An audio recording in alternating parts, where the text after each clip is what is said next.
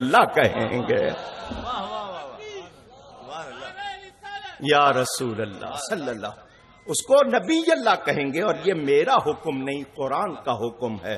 لا تجعلوا دعاء الرسول، جس طرح آپس میں ایک دوسرے کو پکارتے ہو، میرے نبی کو اس طرح نہ پکارنا. سب کو لکھنا پڑا، انہیں یا محمد کہہ کے نہ پکارنا، جب بھی پکارنا یا رسول اللہ کہہ کے پکارنا صلی اللہ علیہ وسلم.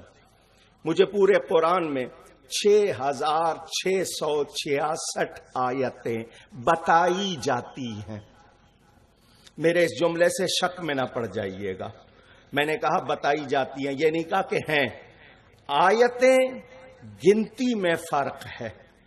کسی نے کہیں وقف مانا ہے، کسی نے کہیں وقف نہیں مانا، اس لیے گنتی میں فرق ہے. قرآن کی کسی ایک زیر زبر میں کوئی فرق نہیں، کہیں حرف کوئی کم نہیں. کسی نے کہا انعمت علیہم پر آیت ہے، کسی نے کہا نہیں ہے، اس لیے گنتی میں فرق ہے. پورا قرآن پڑھ لیجئے، یا آدم، یا نوح، یا ابراہیم، یا موسیٰ، یا عیسیٰ، پورے قرآن میں کہیں یا محمد نہیں کہا گیا.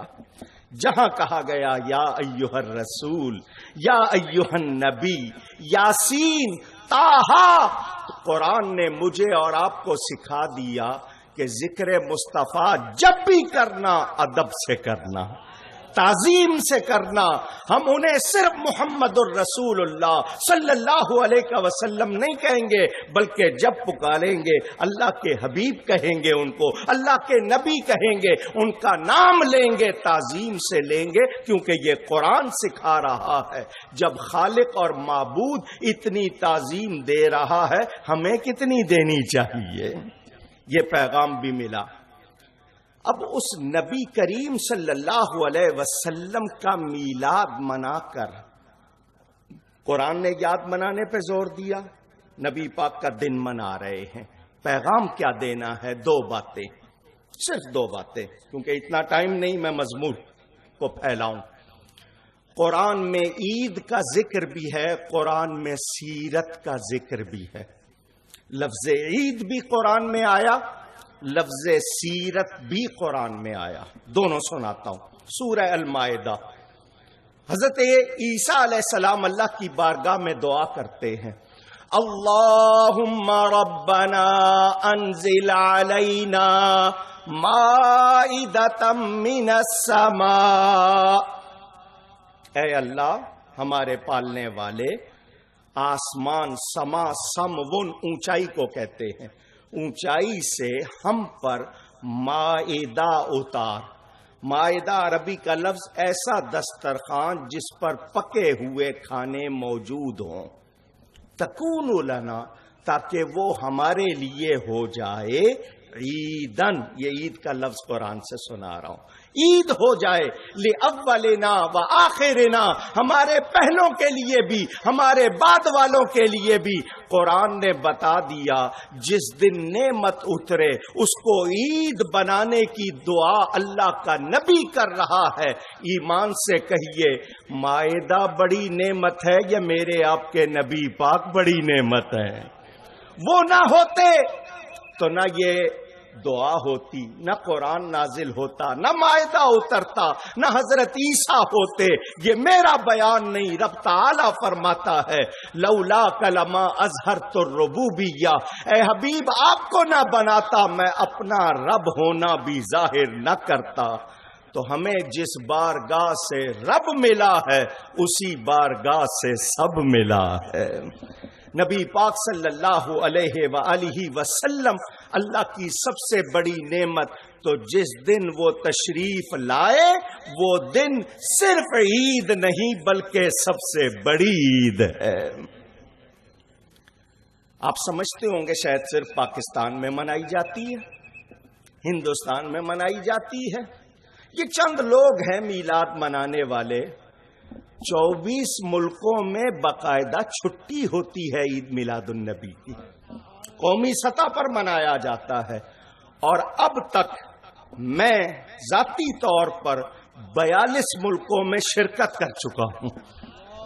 مجھے یہ نہیں بتانا کہ میں نے اتنا سفر کیا، صرف یہ بتانا کہ 42 ملکوں میں میلاد کی محفلیں بچش میں خود دیکھ چکا ہوں۔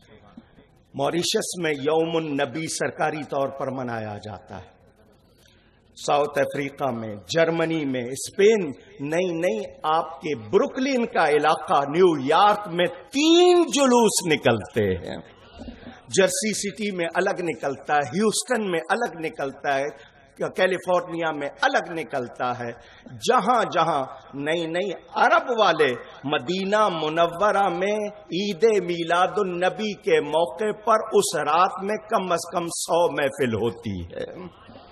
اب یہ ہے کہ وہ سرکاری طور پر نہیں وہاں مناتے، لیکن محبت والے جہاں بھی ہیں اور وہ کیا کیا اس میں پڑھتے ہیں اور کرتے ہیں۔ ذکی یمانی بڑے مشہور تھے، پیٹرولیم کے وزیر تھے، پروفیسر صاحب تو شعبہ پیٹرولیم کے یہاں سربراہ، وہ وزیر تھے، 1200 دمبا وہ اس دن ذبح کرتے تھے۔ تو منانے والے ساری دنیا میں منا رہے ہیں، اور منا کے کیا کر رہے ہیں؟ وہ میرے نبی پر کوئی احسان نہیں کر رہے، اپنی جھولیاں بھر رہے۔ ایک اعتراض کہ جی یہ میلاد منانے والے اپنے آپ کو ٹھیک نہیں کرتے، ان کے اندر تو وہی سارا سال وہی ان کی بے راہ روی رہتی ہے، میلاد شریف کا موقع آتا ہے تو یہ میلاد مناتے ہیں، تو صرف میلاد منانے کا فائدہ کیا ہے؟ میں اس کا جواب دوں گا۔ میں یہ نہیں کہوں گا کہ بے راہ روی پر وہ رہیں، اگر ہیں تو، اگر ان میں کوئی کمزوری ہے تو وہ دور کرنی ہے، مگر میلاد منانے کا فائدہ کیا؟ میں بخاری شریف سے آپ کے سامنے رکھتا ہوں۔ ابو لہب نبی کریم صلی اللہ علیہ وسلم کا رشتے میں چچا ہے، انتقال کر گیا۔ جب نبی پاک صلی اللہ علیہ وسلم کی ولادت ہوئی تھی، اس کی ایک کنیز جس کو عام زبان میں لونڈی کہا جاتا ہے، اس کا نام تھا سویبہ، کچھ لوگ غلطی سے صوبیہ پڑھ لیتے ہیں، سویبہ اس کا نام تھا۔ اس نے آ کر خوشخبری سنائی، تیرے بھائی عبداللہ کے ہاں بہت خوبصورت بیٹا ہوا ہے۔ آج بھی رواج ہے، آپ کو کوئی خوشخبری سنائے جیب سے کچھ نکالیں گے، لو مٹھائی لے لینا، کچھ نہ کچھ انعام دیتے ہیں۔ وہ سردار تھا، اپنی اس انگلی کے اشارے سے اس کو آزاد کر دیا۔ تو نے خوشخبری سنائی ہے، اس خوشخبری میں تجھے میں آزاد کرتا ہوں، اب تو غلام نہیں۔ نبی کی خوشی، غلامی سے آزادی مل رہی ہے، کیا ہمیں جہنم سے آزادی نہیں ملے گی؟ ایک اشارہ ہے سوچ کا۔ جب اعلان نبوت فرمایا میرے نبی نے، کچھ لوگ کہتے ہیں 40 سال کی عمر میں نبی بنے، یہ اعلان نبوت ہے۔ وہ نبی کب سے ہیں؟ کب؟ جب تب کے لفظ نہیں تھے، میرا نبی اس وقت بھی نبی تھا، کائنات نہیں بنی تھی، وہ اس وقت بھی نبی تھے۔ اگر آپ اس بات کو نہ مانیں، آپ کے پاس کوئی عیسائی آ جائے اور کہے کہ تمہاری آسمانی کتاب میں ہے حضرت عیسیٰ علیہ السلام 1 دن کی عمر میں کلام کرتے ہیں ماں کی گود میں، اور کہتے ہیں وجعلنی نبیّا، اس نے مجھے نبی بنایا ہے، تو حضرت عیسیٰ تو 1 دن کی عمر میں جانتے ہیں وہ نبی ہیں، اور تمہارے نبی کو 40 سال تک پتہ ہی نہیں تھا کہ نبوت کیا ہوتی ہے، ایمان کیا ہوتا ہے، تو بتائیے اس غیر مسلم کو کیا جواب دیں گے آپ؟ تو ماننا پڑے گا کہ ابھی آدم علیہ السلام کا خاکی پتلا تیار نہیں ہوا تھا، میرے نبی پاک اس وقت بھی نبی تھے، اور یہ فرمان موجود ہے، صرف آپ کے سوچ کے زاویے کے لیے آپ کو بتا رہا ہوں۔ اعلان نبوت فرمایا، یہ ابو لہب دشمن ہو گیا۔ یہ اور اس کی بیوی کے بارے میں قرآن کی پوری سورت موجود، اس کی مذمت کے معنی اس کی برائی میں، تبت یدا ابی لہب وتب، پوری سورت موجود۔ جب یہ مر گیا، حضرت سیدنا ابو الفاضل عباس بن عبد المطلب رضی اللہ تعالی عنہ، پورا نام اس لیے لیا کہ صرف حضرت عباس کے نام سے بہت سی شخصیات ہیں، دھیان کربلا میں بھی جاتا ہے، دھیان کہیں اور، تو یہ نبی پاک صلی اللہ علیہ وسلم کے چچا ہیں۔ انہوں نے اس کو خواب میں دیکھا پوچھا بھائی تیرا کیا حال ہے؟